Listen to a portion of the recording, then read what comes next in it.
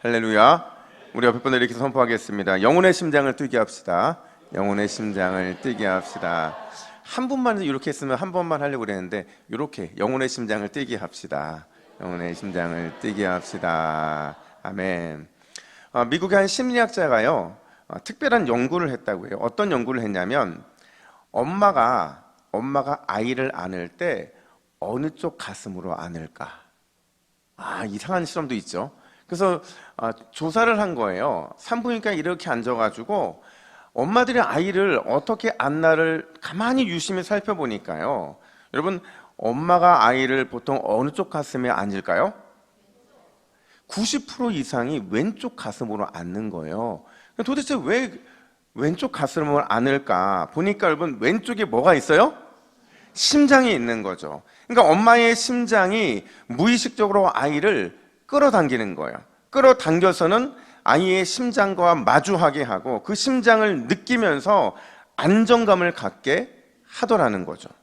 이 연구는요, 여기서 한 걸음 더 나아가요.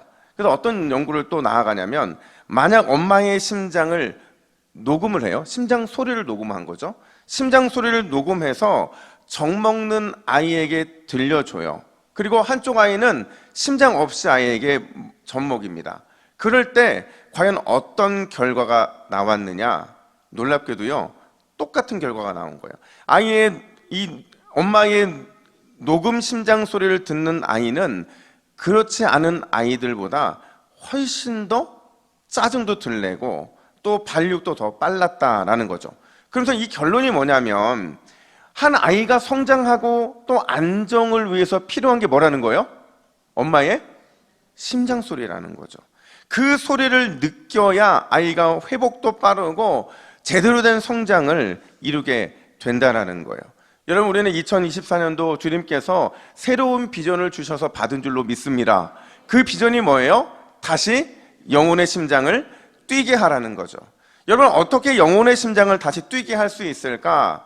우리는 7가지 영혼의 심장을 뛰게 하는 것들을 지금 나누고 있는데, 제가 첫째 주에 말씀의 깃발을 세워야 한다고 말씀을 드렸어요. 그러니까 무슨 말이냐면, 말씀의 깃발을 세우고 말씀의 등불을 켜서 말씀의 성취가 메아리가 되어서 우리에게 돌아오게 해야 한다라는 거죠. 그리고 두 번째 주에는 은혜의 강물을 흐르게 하라고 말씀을 드렸어요. 날마다 솟는 은혜의 샘물에서 내 인생의 채움과 해갈의 기쁨을 누려야만 한다는 거죠. 그리고 지난주에 제가 이렇게 말씀드렸어요. 십자가 중심의 삶을 살라. 기억나세요? 십자가 중심의 삶을 살려면 어떻게 살아야 돼요? 십자가로만 생각하고 십자가로만 말하고 십자가로만 살아가야 한다. 그러면 반드시 우리의 삶에 그 십자가의 흔적이 남게 될 거라고 말씀을 드렸어요. 지난주까지 3가지의 말씀을 드렸는데, 오늘 그 4번째를 다룰 겁니다. 그 4번째가 뭐냐면, 한번 따라해 볼까요? 은혜의 방편, 은혜의 수단을 제대로 누리라.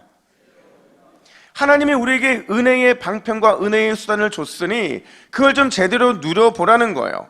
여러분, 우리 하나님께서는요, 날마다 우리에게 은혜 공급해 주시기를 기뻐하시는 줄로 믿습니다. 하나님은요, 끊임없이 은혜를 주시고 또 은혜를 주셔서 우리의 삶을 풍족하게 해주세요. 왜 그럴까요?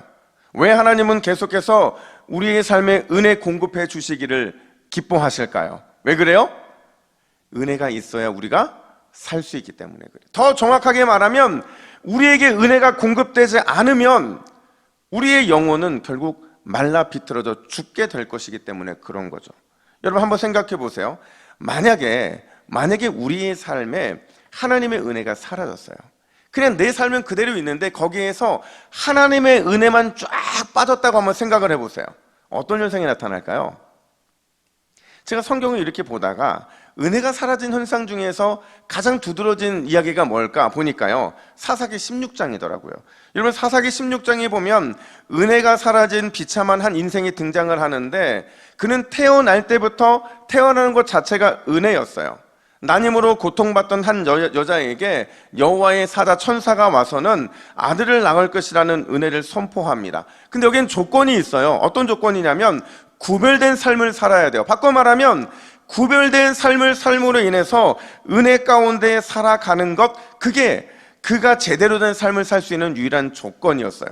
근데 그걸 지키지 못합니다. 그러자 어떤 일이 발생하느냐? 사사기 16장 21절 말씀 같이 읽습니다. 시작. 블레셋 사람들이 그를 붙잡아 그의 눈을 빼고 놋줄로 매고 그에게 옥에서 맷돌을 돌리게 하였더라. 자, 여러분, 이게 누구의 모습이에요? 그렇죠, 삼손의 모습이에요. 너무나 비참하지 않습니까? 분명히 그에게는 강력한 힘이 있었어요. 그 누구와도 싸워도 이길 수 있는 막강한 능력이 그에게 있었는데, 근데 지금 그가 어떤 인생이 됐느냐? 꽁꽁 묶여서 완전히 결박을 당합니다.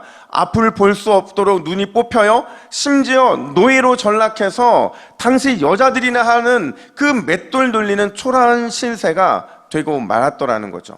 얼마나 비참한 모습입니까? 근데 여러분, 중요한 게 삼손이 왜 이렇게 비참하게 됐느냐 하는 거예요. 여러분, 삼손이 비참하게 된 이유가 뭐라고 그랬어요? 그렇죠, 그의 삶에 은혜가 사라졌기 때문에 이런 비참한 삶이 되었다라는 거죠. 이렇게 비참한 상황까지 떨어지게 됐다라는 거예요. 여러분, 이게 남의 일일까요? 남의 일이에요? 아니에요. 은혜 떨어지고 은혜가 사라진 우리의 모습일 수 있다는 거죠. 그래서 우리는 어떻게 해서든지 하나님의 은혜 안에 머물러 있어야 하는 거죠. 어떻게든 은혜 안에 머물러 인해서 비참한 죄인의 삶이 아니라 영광스러운 하나님의 삶을 살아야 하는 거예요. 특별히 오늘 본문에서는요, 바울이 자신의 믿음의 아들 디모데에게 하나님이 주신 특별한 은혜의 선물 하나를 소개시켜 줍니다. 그러면서 그 은혜의 선물을 제대로 누릴 수 있어야 은혜 안에 머무는 삶이 될 수 있다라고 말을 해요.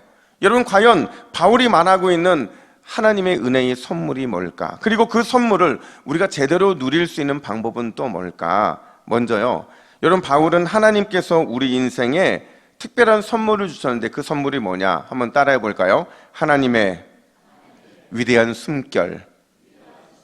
자, 여러분, 한번 이렇게 해보세요. 해보세요. 여러분들의 이 숨은 위대한 숨결입니까? 대답을 해보세요. 이게 위대한 숨결이 될 수 있어요. 자, 보세요.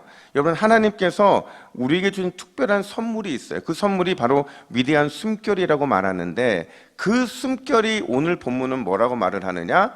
하나님의 말씀이다, 이렇게 말을 해요. 여러분, 제 말이 맞으면 한번 크게 아멘 해보세요. 성경은 우리 인생에 베풀어 주신 최고의 선물입니다. 아멘. 하나님은 성경을 통해 말씀하시고 성경을 통해 말씀을 이루어 가십니다. 아멘. 하나님은 인생 모든 문제의 답을 이미 성경을 통해 주셨습니다. 아멘. 성경은 절망을 소망으로 바꿀 수 있는 은혜의 통로가 됩니다. 아멘. 여러분, 우리 인생은요, 하나님의 말씀에 의해서 서기도 하고요, 말씀에 의해서 무너질 수 있다는 사실을 우리는 잊으면 안 돼요.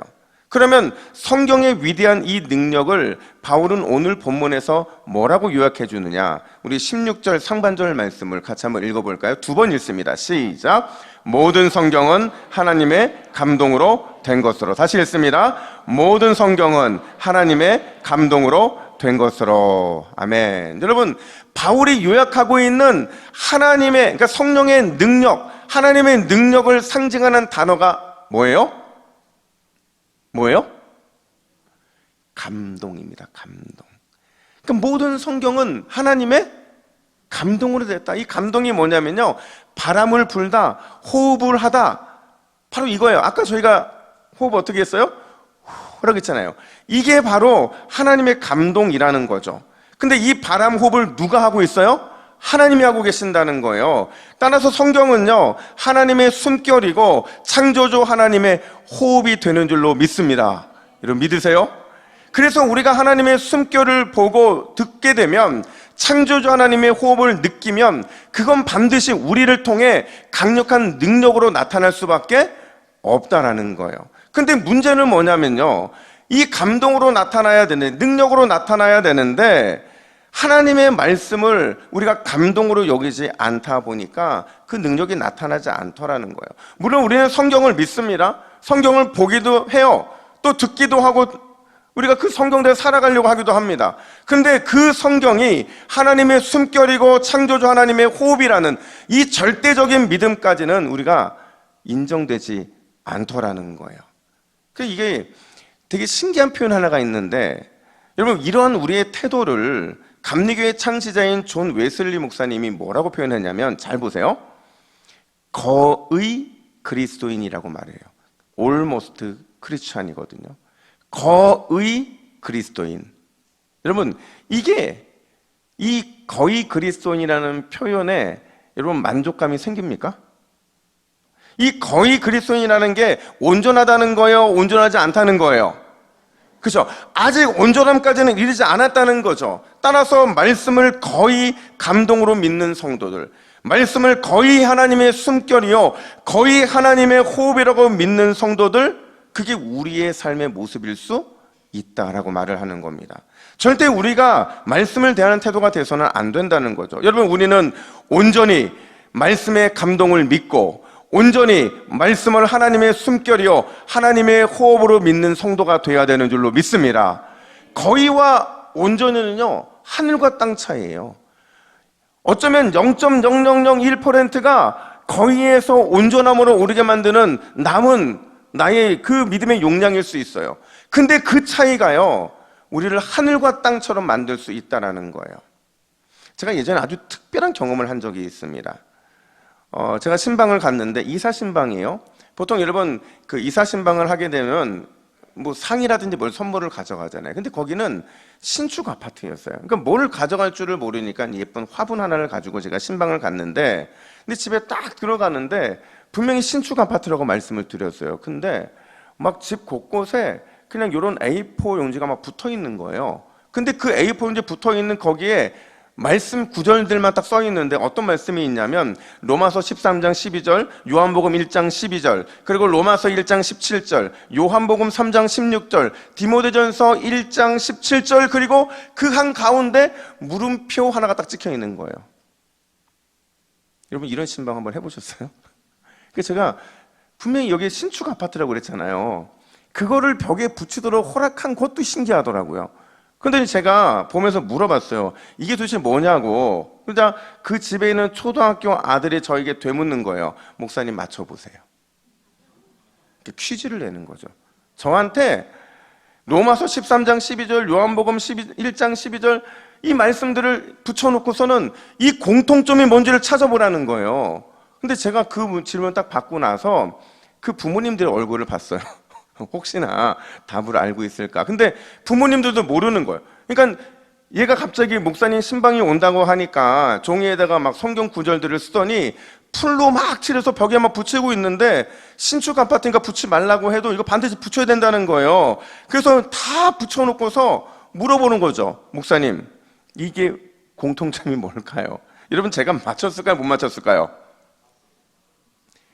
맞췄다고 하신 분들은 하나님의 은혜가 임할 줄로 믿습니다. 근데 놀랍게도 제가 못 맞췄어요. 그래서 제가 물었어요. 도대체 이게 무슨 공통점이 있냐? 그랬더니 그 아이가 하는 얘기가 뭐냐면 목사님 이 말씀들은 누군가의 인생을 바꾼 말씀이라는 거예요. 그래서 누구의 인생을 바꿨는데 했더니 어떤 책에서 보니까요. 그 책에서 큰 감동을 받은 게 로마서 13장 12절 말씀은요 방탕한 삶을 살고 있던 어거스틴을 변화시킨 말씀이고, 요한복음 1장 12절은 세상을 쫓아 살던 무디를 변화시킨 말씀이고, 로마서 1장 17절은 종교개혁자 루터를, 요한복음 3장 16절은 조지 뮬러를, 디모데전서 1장 17절은 조나단 에드워드를 변화시킨 말씀이라는 걸 자기가 봤다는 거예요. 궁금한 게 하나 있잖아요. 그러면 이 가운데 있는 물음표는 뭐냐? 제가 물어봤어요. 그랬더니 여러분 이 물음표에 대한 이유를 딱 듣고 나서 제가 깜짝 놀랐어요. 왜냐하면 이러는 거예요. 목사님, 저도 위대해지고 싶어요. 그러니까 어거스틴처럼, 무디처럼, 루터처럼, 조지 밀러처럼 하나님이 대단하게 사용하시는 사람이 되고 싶은데 문제는 뭐냐? 자기의 인생을 변화시킬 말씀을 아직 받지 못한 거죠. 그러면서 목사님이 신방 온다니까 자기의 인생을 바꿀 성경 구절을 받고 싶어서 물음표를 해놨다는 거예요. 세상의 신방이 얼마나 힘들던지. 맞잖아요. 이 말씀 하나가 이 아이한테 얼마나 대단한 영향을 끼칠지 아는데, 그래서 얼마나 많이 힘든지를 몰라요. 제가 기도하면서요, 제가 원래 이 집에 가서 기도할 때 열심을 다해 기도해 줍니다. 근데 그날은 진짜 더 열심을 기도해 줬어요. 왜냐하면 진짜 그 말씀이 이 아이의 인생을 바꿀 수 있는 놀라운 은혜의 축복의 통로가 되기를 원했기 때문에 그래요. 여러분, 성경은 한 구절이, 한 단어가 하나님의 숨결이요 하나님의 호흡인 줄로 믿습니다. 그래서 우리가 한 구절만 붙잡아도요, 우리가 한 단어만 붙잡아도 반드시 하나님의 능력이 나타나게 되어 있어요. 근데 우리는 그거를 자꾸 잡지 않죠. 그 말씀 하나를 잡는 것보다 세상을 잡기를 더 기뻐하고 세상에 잡힐 만한 것들을 잡으려고 하는 게 우리의 삶의 모습인 거예요. 근데 오늘 말씀은 우리에게 한 단어만 잡아도, 한 구절만 잡아도, 한 문장만 잡아도 하나님의 은혜의 능력이 나타날 수 있다, 이렇게 선포하고 있는 거예요. 여러분, 이 마음을 가졌던 시편 기자가요, 뭐라고 간절히 기도했냐면 시편 119편 18절 말씀을 보세요. 우리 같이 읽어볼까요? 시작. 내 눈을 열어서 주의 율법에서 놀라운 것을 보게 하소서. 아멘. 여러분, 이 시편 기자의 간절함이 우리 동북의 올 한 해의 간절함이 되기를 간절히 축복합니다. 말씀을 볼 때에 그냥 눈이 열려서 그 율법에서, 그 말씀에서 서프라이즈한 말씀이 우리에게 발견되는 것, 이 놀라운 은혜를 반드시 누려야 된다는 거죠. 여러분, 왜 그래야 되느냐? 이걸 누리게 되잖아요. 그럼 우리 삶에 놀라운 하나님의 역사가 나타나요. 그 역사를 16절은 이렇게 묘사합니다. 우리 메시지 성경으로 16절 말씀을 같이 읽습니다. 시작. 성경의 모든 부분에는 하나님의 숨결이 깃들어 있어 모든 면에서 유익합니다.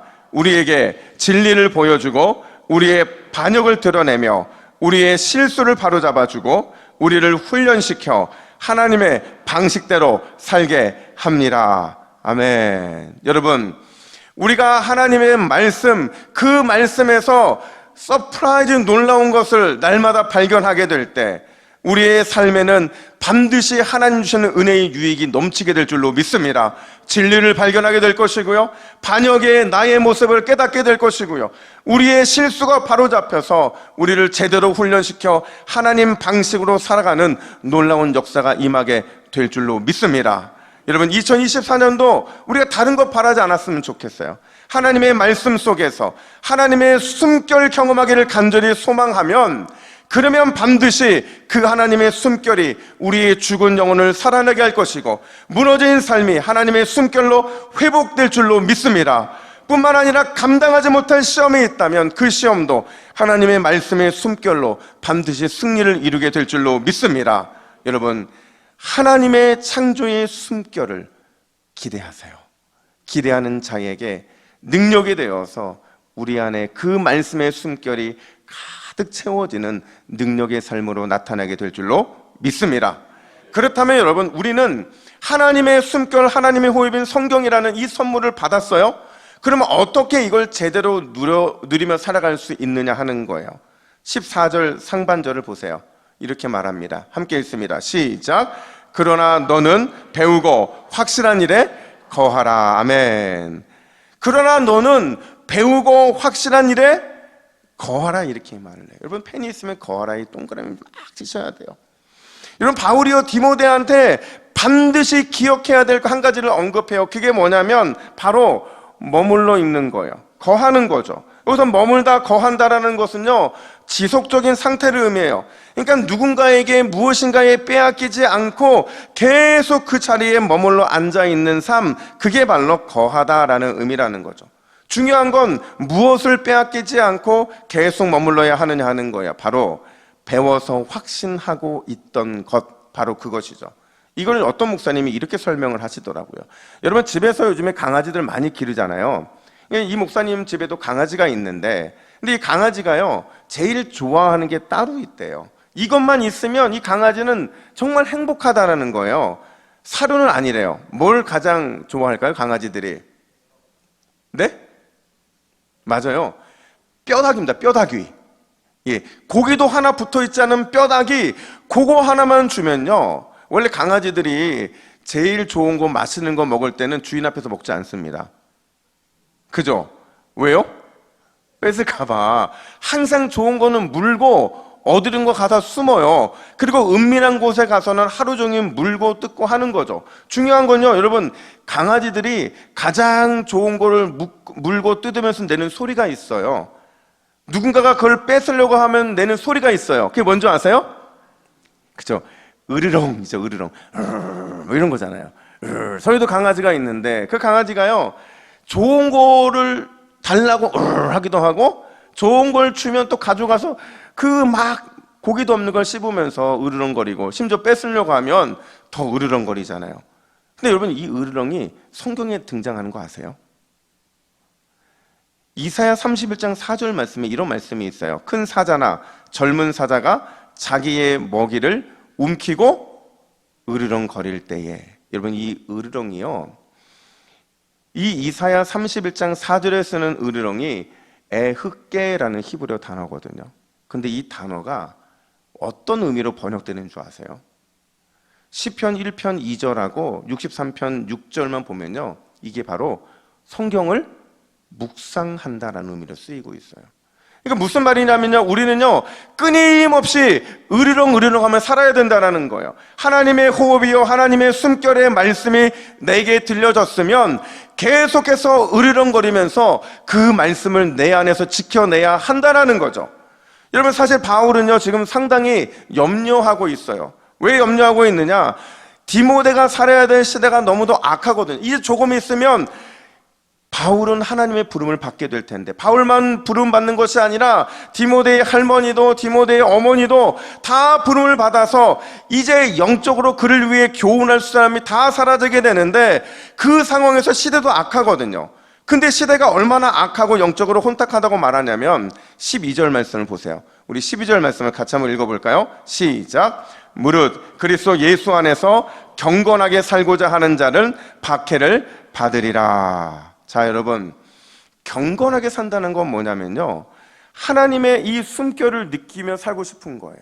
하나님의 말씀이 내 안에 심겨져서 그 말씀대로 한번 살아보고자 하는 그 마음을 갖는 자, 그 자는 뭐를 받는데요? 박해를 받는다, 이렇게 말을 해요. 세상이 엄청난 영적인 공격을 통해서 경건하고 살고자 하는 자, 성경 붙들고 살고자 하는 자에게 더욱 강한 핍박과 박해를 주게 될 거라는 거죠. 근데 중요한 건요, 이 박해와 이 어마어마한 핍박이요, 강력한 외적인 것만 의미하는 게 아니라는 거예요. 그러면 어떤 박해냐? 하나님의 은혜의 방편, 하나님의 창조적인 숨결이 우리 안에서 으르렁거리지 못하도록 무감각하게 만드는 것, 그게 바로 디모데, 그리고 디모데 이후에 살아가는 우리의 삶에서 마주하는 강력한 힘이라는 거죠. 바로 그때 디모데가 기억해야 되는 게 뭐냐? 네가 배웠던 것, 네가 확신했던 것, 그거 반드시 지켜내고자 결단하며 으르렁해야 된다는 거예요. 하나님께서 하루를 살아가라고 우리에게 매일의 말씀을 주십니다. 매일의 은혜를 주세요. 여러분, 그 받은 은혜의 매일의 은혜와 매일의 말씀을 끝까지 지켜내시기를 예수님의 이름으로 축복합니다. 그러려면 그냥 지켜낼 수 없는 거예요. 우리가 지켜내기 위해서는 날마다 우리 안에 영적인 으르렁이 있어야 되는 거죠. 바꿔 말하면 그 말씀을 묵상하고 또 묵상하고 곱씹고 또 곱씹는 이런 과정들이 필요하다는 거예요. 여러분, 우리는요 늘 새로운 걸 선호해요. 새로운 지식을 추구하고 새로운 경험에 흥분하고 어떤 새로운 것에 늘 마음을 빼앗기죠. 그러다 보니까 진짜 내 안에 있는 중요한 것을 놓칠 때가 훨씬 많다는 거예요. 제가 최근에요, 저희 유튜브, 동부교회 이제 유튜브 이 계정에 들어가가지고 설교 이 누적을 쫙 봤어요. 쭉 봤어요. 왜 봤냐면요, 제가 최근에 어떤 분하고 통화를 하는데 그분이 저한테 그러더라고요. 저는 목사님 교회는 아닌데 제가 목사님의 그 유튜브 5번 이상 조회를 올려준다는 거예요. 그래서 제가 이분이 5번 올려줬으니까 우리 교회 한 100개 정도 본 게 나오지 않을까. 그래서 제가 쭉 살펴보는데 주일 설교는 그나마 좀 조회수가 나와요. 근데 새벽 예배나 뭐 다른 예배들 보니까 조회수가 그분 5개를 빼놓고 나니까 몇 개 없는 거예요. 그래서 제가 더 이상 보면 시험에 들겠다 이런 생각이 들더라고요. 여러분, 지금 우리는요 말씀의 홍수 세계를 살아가고 있어요. 얼마나 대단한 말씀의 홍수냐면요, 이 방송만 틀면 설교가 계속 흘러나옵니다. 그리고 어디나 가든지 하나님의 말씀이 부족해서, 말씀이 기갈해서 듣지 못하는 적이 단 한 번도 없는 시대를 살아가고 있어요. 이게 늘 우리한테 새로운 것을 선호하는 마음을 갖게 만들거든요. 이 목사님의 설교는 어떨까? 이 목사님의 설교는 어떨까? 이건 어떨까? 저건 어떨까? 여러분, 제가 확신한 건 뭐냐면요, 우리 교회 목사님들의 설교, 그 설교가 여러분들 안에 소화되지 않으면 다른 분들의 설교도 소화될 수가 없어요. 왜냐하면 그게 영적인 질서이기 때문에 그래요. 여러분, 저와 여러분 안에 있는 진짜 중요한 것은 하나님께서 매일 이 강단을 통해 주시는 말씀, 매일의 은혜, 그것이 내 안에 소화되는 것인 줄로 믿습니다.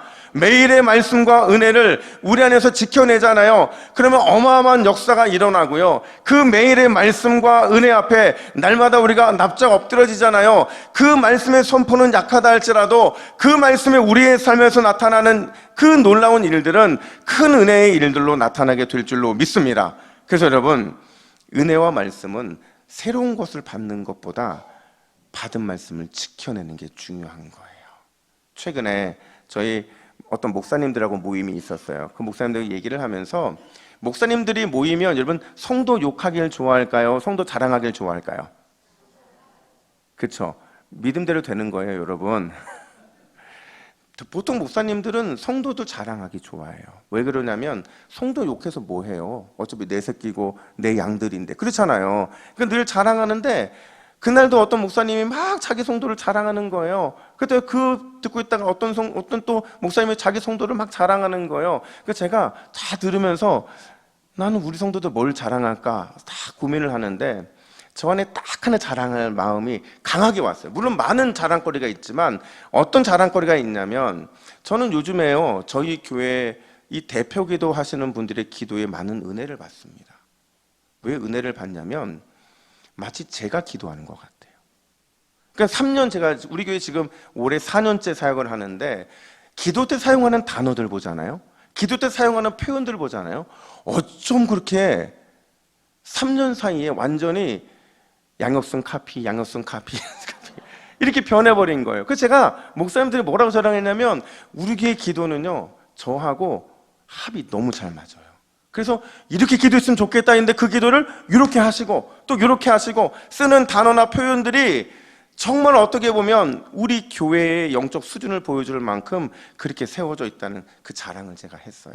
그랬더니 제가 딱 눈치를 보니까 그 어떤 자랑보다 제가 한 자랑이 최고였어요. 그래서 제가 너무 흐뭇했어요. 여러분, 은혜와 말씀은요 받는 것도 중요하지만 지키는 게 중요해요. 내 안에 소화되고 그게 입으로 선포되고 표현되면 반드시 은혜와 말씀은 우리의 삶에서 하나님의 위대한 일로 나타나게 될 줄로 믿습니다. 여러분, 우리의 영적인 삶은 그런 거예요. 하나님께서는 오늘을 살라고 우리에게 말씀을 주십니다. 오늘을 살아내라고 은혜의 방편, 창조주 하나님의 숨결을 각 사람에게 주신다라는 거예요.